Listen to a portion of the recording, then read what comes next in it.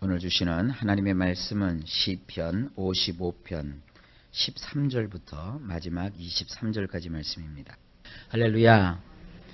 오늘 시편 55편 13절로부터 23절 어제에 이어서 말씀이 계속됩니다. 배반의 아픔, 또 인생을 사는 동안의 상처, 특별히 원수로부터의 어떠한 그 도전이나 또 나를 미워하는 자의 그런 공격이 아니라 함께 지냈던 나의 친구, 나의 동료, 또 나의 가족, 나의 가까운 사람에게 이런 어려움을 겪고 배반의 아픔을 당했을 때 그 아픔과 그 괴로움이 절절히 이 다윗의 시에 표현되어 있습니다. 근데 구약에서 이렇게 다윗이 자기가 겪은 아픔을 통하여 시편을 기록했지만 이것이 만약에 다윗 혼자만의 아픔이라면 하나님의 말씀으로서의 가치가 없겠죠. 그러나 이것은 우리들의 인생을 사는 동안에 겪을 수 있는 누구나 공감할 수 있는 그런 아픔일 뿐만 아니라 더 중요한 것은 동족에게 자기 백성에게 오셨지만 자기 백성에게 배반을 받으시고 또 자기의 제자들에게 버림을 받으시고 특별히 사랑하는 제자였던 가룟 유다에게서 배반을 받으신 우리 예수님의 비통한 심정이 여기 잘 표현되어 있습니다.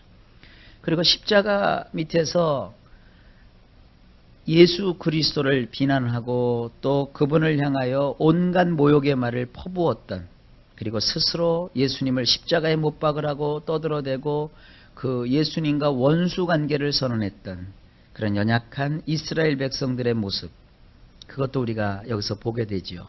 그런데 결국 하나님의 아들이신 예수 그리스도를 배반하고 그를 등진 사람들의 최후는 하나님의 진노를 받을 수밖에 없습니다.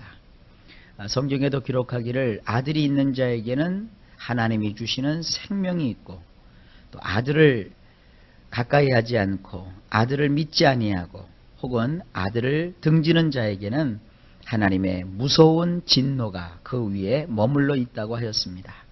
하여간 이 시편 55편은 다윗 개인의 아픔과 그 배반의 그 쓰라림, 또 우리가 인생을 살면서 겪을 수 있는 그런 고통, 그러나 그거보다도 더 위에 우리 주 예수 그리스도께서 이 땅에서 겪으셨던 그 배반의 쓰라림과 아픔을 여기서 느낄 수가 있습니다.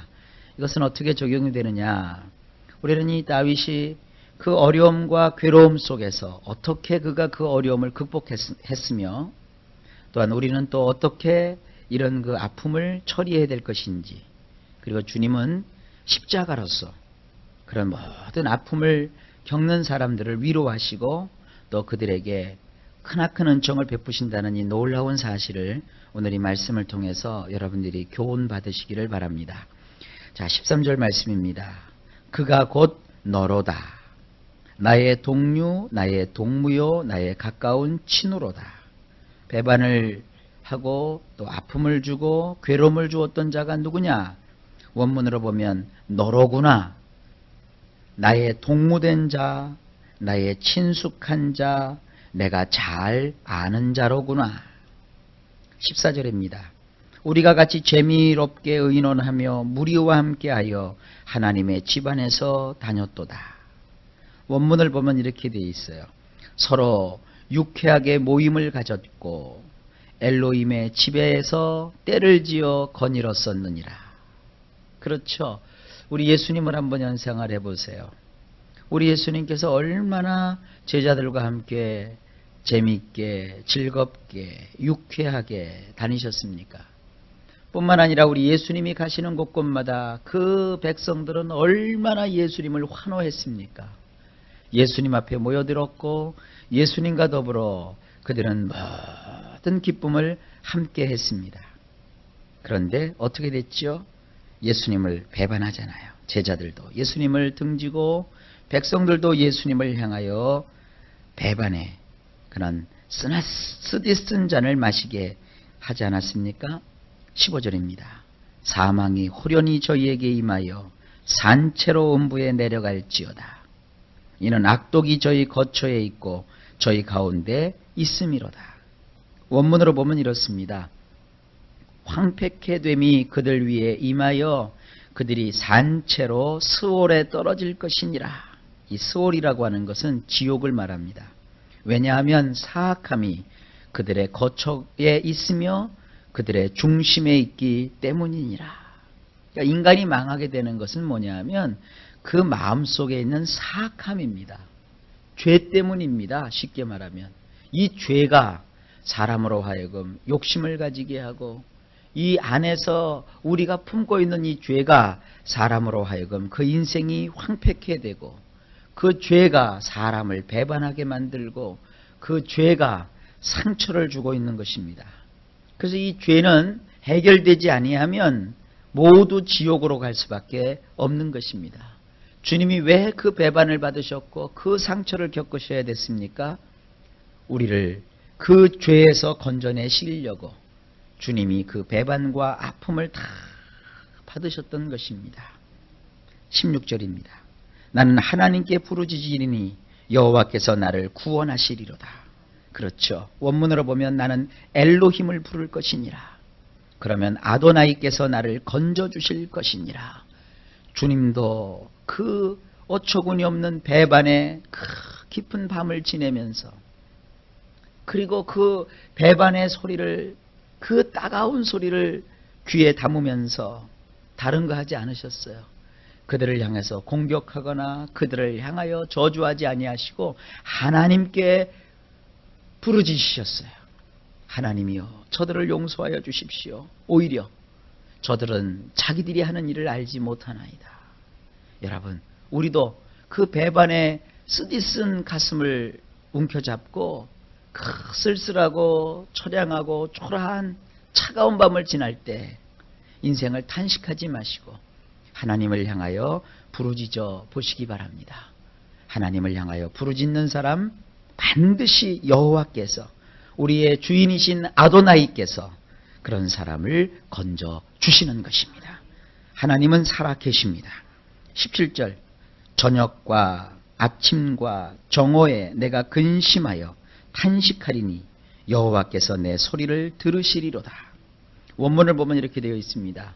저녁과 아침과 한낮에 하소연을 하며 중얼중얼 아뢰리니 그분이 나의 소리를 들으실 것이니라. 자, 27절 말씀은 우리 주님과 직접 관계가 되어 있죠. 우리 주님께서 성만찬을 밤에 행하시잖아요. 제자들과 함께 마지막 만찬을 행하시지 않습니까? 그들에게 떡을 떼어주시면서 뭐라고 하십니까? 이 떡을 받아 먹어라. 이것은 바로 너희를 위하여 나 자신을 희생제물로 드리는 그 희생제물을 상징하는 것이다. 이 몸을 너희가 받아 먹어라. 그래서 그 떡을 떼어주시고 그 다음에 주님께서 또 잔을 그들에게 부어주시면서 이 잔을 마셔라. 이것은 너희를 위하여 내가 흘리는 나의 피이니라. 그래서 주님은 그 제자들과 함께 마지막 그 밤을 지내십니다. 그런데 주님의 그 떡을 받아 먹고 주님이 부어주시는 그 잔을 마시는 그 사람 중에 가룟 유다는 주님의 말씀 한마디에 네가 가서 오늘 네가 하고자 하는 일을 행하라 라는 그 말씀 한마디에 그 밤으로 즉시 나가서 주님을 팔아버리죠. 그래서 성경에 참 재미있게 표현되어 있어요. 가룟 유다가 밖으로 나가니 밤이더라 그랬어요. 그 밤에 주님은 제자들과 함께 만찬을 마치신 다음에 겟세마네로 가셔서 밤새도록 기도를 하십니다. 사랑하는 제자들과 함께 기도처에 가셨지만 주님은 밤이 맞도록 그 땀방울이 변하여 핏방울이 되도록 구구절절 하나님께 절규하면서 기도를 하고 있었는데 그 밤에 그 배반의 밤에 제자들은 드르렁 쿨쿨 잠만 자고 있었어요. 그래서 주님이 몇 차례 그들에게 와서 니네들이 한시도 이렇게 나와 함께 깨어 있을 수 없느냐. 너희의 육신이 연약하구나. 마음은 원이로되 육신이 연약하구나 하시면서 그 배반의 아픔을 혼자 그 밤에 겪으셨어요. 주님도 배반을 받으셨을 때 그 옆에 아무도 없으셨어요. 여러분 인생을 살다 보면은 이렇게 버림을 받고 배반을 당할 때 여러분 혼자 있을 수도 있는 거예요. 그런데 주님은 그 밤에 하나님과 함께 하셨어요. 그리고 그 새벽으로 가룟 유다가 로마 병정들을 앞세워서 몽치를 들고 또 창칼을 찬 그 군인들이 예수님께 와서 예수님을 체포해서 질질질질질질질 개 끌려 가듯이 예수님이 그들의 손에 이끌려서 끌려가십니다. 그리고 그 새벽에 재판이 열리지도 않을 새벽 시간에 재판장이 벌써 다 열려버렸어요. 그래서 이리저리 주님이 그 새벽에 왔다 갔다 하시면서 재판을 받으시고 그리고 그 새벽에 사형 언도를 받으시고 그날 대반 아침 9시에 십자가에 달리셔요. 십자가에 달리시고 정오가 되었을 때 하늘이 어두워져 버리고 오후 3시경에 주님이 운명을 하시죠. 저녁과 아침과 한낮에 주님께서는 큰 배반을 받으시고 아픔을 받으시고 그리고 죽임을 당하시고 그 가운데서도 오로지 주님은 하나님을 향하여 그 마음을 쏟아 놓으셨어요. 바로 그거 아닙니까? 저녁과 아침과 한낮에 하소연을 하며 중얼중얼 아뢰리니 그분이 나의 소리를 들으실 것이니라. 오직 하나님만 바라보셨어요. 이걸 여러분들이나 제나 받으셔야 되는 거예요.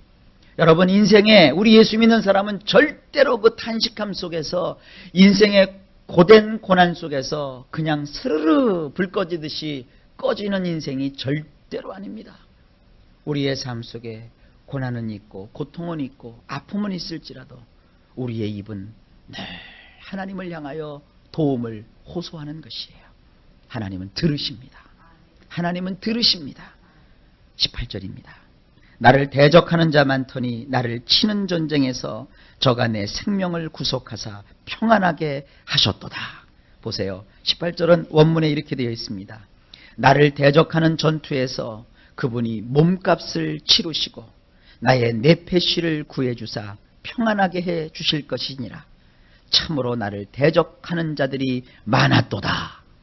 대적이 많다는 것에 대해서 너무 괴로워하지 말라 이겁니다. 왜냐하면 그 대적들과 벌이는 그러한 전투에서 하나님께서 그 몸값을 치루어 주시고 나의 내패시를 건져내 주심으로 이제 내가 평안하게 거할 수 있게 되는 것입니다. 하나님은 우리에게 평안을 주시는 분이세요. 여기 나오는 이 평안이 바로 샬롬입니다. 샬롬. 우리가 교회에서 인사를 하죠. 샬롬. 하나님의 평화가 우리에게 있는 것이에요. 그 다음에 19절입니다. 태고부터 계신 하나님이 들으시고 변치 아니하며 하나님을 경외치 아니하는 자에게 보응하시리로다. 하나님께서 들으시고 그들에게 대꾸해 주실 것이니라. 그래서 이 하나님이라는 말을 원문으로 보면 엘이라고 되어 있어요. 제가 엘에 대해서 설명을 드렸죠. 강하신 분, 그리고 우리를 다스리시는 우리의 왕이신 그분께서 들으시고 그들에게 대꾸해 주실 것이라는 거예요. 나를 대적하고 나를 아프게 하고 나를 괴롭게 하고 나를 배반했던 그들에게 하나님이 대꾸해 주실 거라는 거예요. 곧 고대로부터 계신 분이시로다. 하나님은 옛적부터 계신 분이세요. 그들은 그런데도 조금도 변하지 않은 채 하나님을 두려워하지도 않아요. 하나님을 두려워했다면 그렇게 하지 않겠죠? 그리고 20절에 보니까 저는 손을 들어 자기와 화목한 자를 치고 그 언약을 배반하였도다. 그는 그 손을 내밀어 자기와 평안코자 하는 자들을 치었으며 자기가 맺은 언약조차 무효화시켜 버렸구나. 그래서 그가 아픔을 겪고 있는 것이죠. 21절. 그의 입은 우유 기름보다 미끄러워도 그 마음은 전쟁이요 그 말은 기름보다 유하여도 실상은 뽑힌 칼이로다. 원문을 보면 그의 입은 버터보다 미끈덩거리지만 그 마음에는 전쟁이 있고 그의 말들은 기름보다 부드럽지만 그것들은 칼집에서 빼낸 칼들이로다. 22절입니다. 내 짐을 여호와께 맡겨버리라. 너를 붙드시고 의인의 요동함을 영영히 허락지 아니하시리로다. 바로 그겁니다. 그러면 우리는 어떻게 해야 되느냐 이거죠. 그런 배반과 또 그로 인한 상처와 괴로움으로 너무나도 힘들 때 우리는 어떻게 해야 되겠느냐. 우리 성경은 그래도 굉장히 이렇게 점잖게 번역이 되어 있어요. 내 짐을 여호와께 맡겨버리라. 그런데 원문에 보면 이 말부터 나와요. 던져버리거라. 아도나이께 너희의 짐을. 하나님께 던져버리라는 거예요. 여러분 그 짐을 지고 끙끙끙끙거리면 죽습니다. 그러니까 그 짐을 어떻게 하느냐. 하나님께 던져버리라는 거예요. 던져버리거라. 아도나이께 너희의 짐을. 그런데 여기 이런 말씀이 나와요. 그분이 너를 지탱시켜 주실 것이니라. 이 후라는 말이 또 나와요. 그분 누구죠? 예수님이시죠. 그러면 예수님께서 너를 지탱해 주실 것이니라. 우리가 하나님께 맡기면 예수 그리스도께서 우리를 지탱해 주세요. 넘어지지 않도록 지켜주시는 거예요. 결단코 오랫동안 의인이 요동치도록 내버려 두지 않을 것이니라. 하나님을 사랑하여 하나님을 믿는 사람은 하나님 보실 때 의로운 사람이에요. 그 의로운 사람이 잠깐 힘들고 어려움을 겪을 수 있어요. 그러나 하나님은 그러한 의인이 결단코 오랫동안 인생에 치여서 이리 된 걸 저리 된 걸 하는 것을 허락지 않으세요. 그냥 내버려 두지 않으세요. 23절 보세요. 하나님이여 주께서 저희로 파멸의 웅덩이에 빠지게 하시리이다. 피를 흘리게 하며 속이는 자들은 저희 날에 반도 살지 못할 것이다. 나는 주를 의지하리이다. 여기 이렇게 되어 있습니다. 당신이신 엘로힘이시여. 엘로힘 하나님을 말이죠. 당신이라고 불러요. 당신. 자, 우리나라 말에는 인칭이 별로 구분이 없는데 그래도 성경을 이해해야 되니까 인칭을 한번 생각해 봅시다. 1인칭은 뭐예요? 나죠. 나. 2인칭은 뭐예요? 당신이죠. 너. 바로 내 앞에 있는 너예요. 3인칭은 뭐예요? 그 남자, 그 여자. 좀 멀리 있는 거죠. 근데 하나님을 지금 어떻게 표현하고 있냐면 멀리 계신 그 하나님이 아니에요. 당신이신 엘로힘이시여 그랬어요. 엘로힘이신 그 능력이신 하나님이 지금 내 앞에 계신 거예요.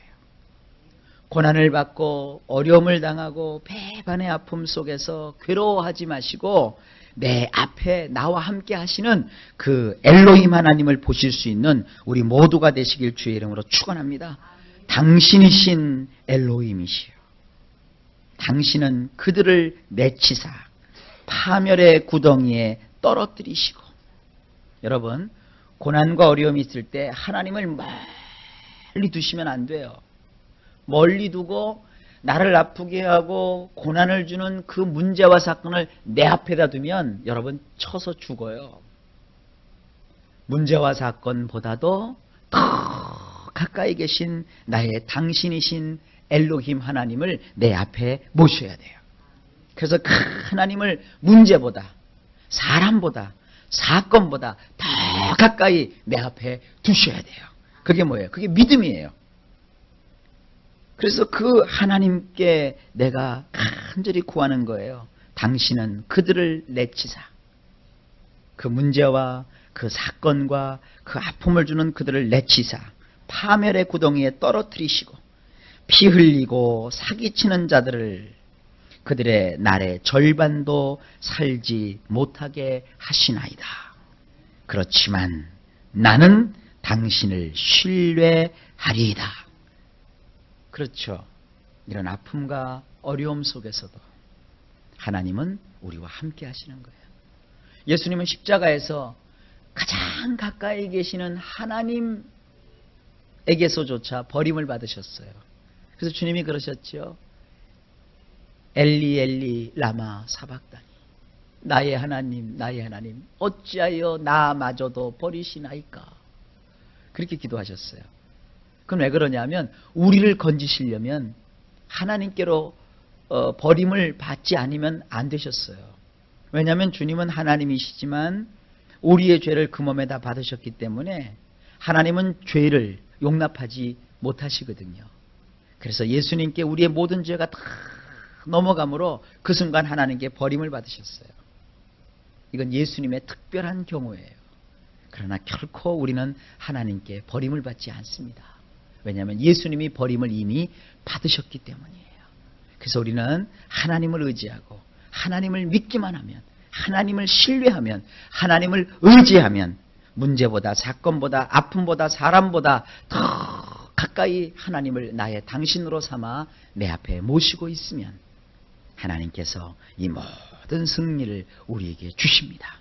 지금은 아프고 힘들지라도 하나님과 함께하면 주님이 반드시 나의 영혼을, 나의 인생을, 나의 네페시를 구해주시고 평안하게 해 주실 것입니다. 하나님이 주시는 이 여호와 샬롬, 평강이 내내 여러분 사는 인생 내내 항상 함께 하실 것입니다.